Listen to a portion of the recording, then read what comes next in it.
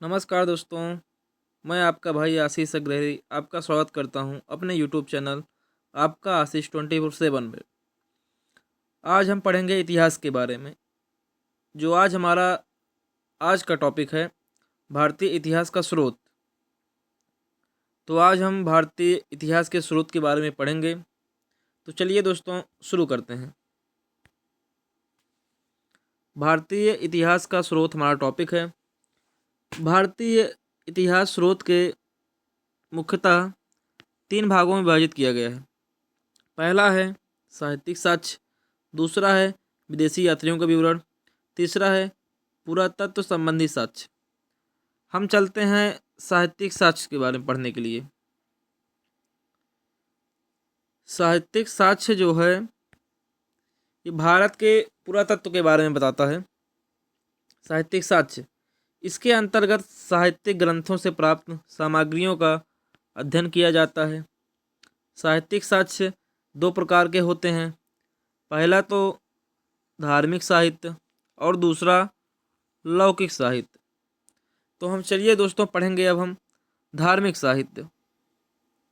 धार्मिक साहित्य के अंतर्गत ब्राह्मण और ब्राह्मणेतर ग्रंथों के अध्ययन किया गया है। ब्राह्मण ग्रंथों के अंतर्गत वेद, उपनिषद, रामायण, महाभारत, पुराण और स्मृति ग्रंथों का सम्मिलित किया गया है। ब्राह्मणेतर साहित्य के अंतर्गत बौद्ध और जैन साहित्य से संबंधित रचनाओं का अध्ययन किया जाता है। उसके बाद हम लोग पढ़ेंगे वेद के बारे में। वेद भारत के प्राचीनतम धर्मग्रंथ है, जिसका रचयिता महर्षि कृष्ण द्वैपायन वेदव्यास को माना जाता है। वेदों से हमें भारत के प्राचीन काल के सभी महत्वपूर्ण जानकारी मिलती है। वेद 4 हैं: ऋग्वेद, यजुर्वेद, सामवेद तथा अथर्ववेद। ये सभी चारों वेदों को सम्मिलित रूप से संहिता कहा जाता है। तो चारों वेदों को हम संहिता के रूप में जानते हैं। ये जो हमारे 4 वेद हैं, ऋग्वेद, यजुर्वेद और तथा अथर्ववेद, इनको संहिता के रूप में जाना जाता है। तो हमारा जो सबसे पहला वेद है ऋग्वेद, तो हम पढ़ेंगे दोस्तों अब ऋग्वेद के बारे में।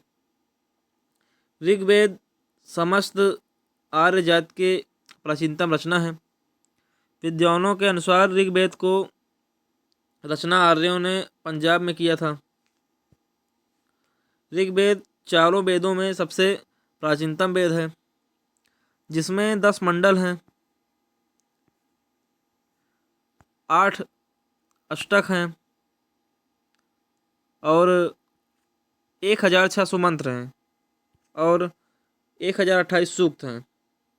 ऋग्वेद का दूसरा और 7वां मंडल सबसे प्राचीन और पहला एवं 10वां मंडल सबसे बाद का है। तो ऋग्वेद में दोस्तों दूसरा और 7वां मंडल जो है वह सबसे नया है।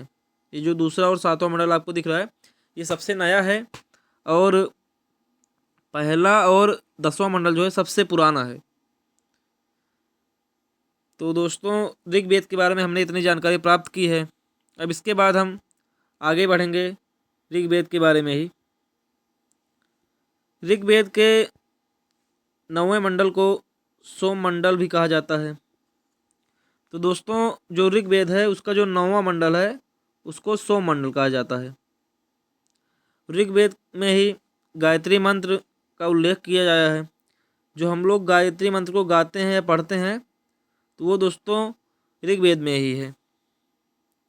और ऋग्वेद के 10वें मंडल को पुरुष सूक्त में सबसे पहले वर्ण व्यवस्था का उल्लेख किया गया है। जो दोस्तों ऋग्वेद का 10वां मंडल है उसमें पुरुष सूक्त में सबसे पहले वर्ण व्यवस्था का उल्लेख किया गया है।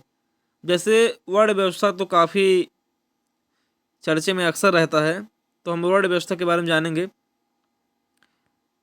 ऋग्वेद के 5 मान्य शाखाएं हैं। पहला है साकल, दूसरा है आश्वलायन, तीसरा है मांडुक्य, चौथा है संख्यायन तथा 5वां है वास्कल।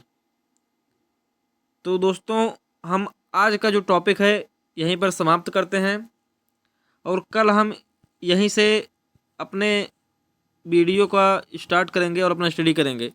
नमस्कार दोस्तों, जय हिंद, वंदे मातरम।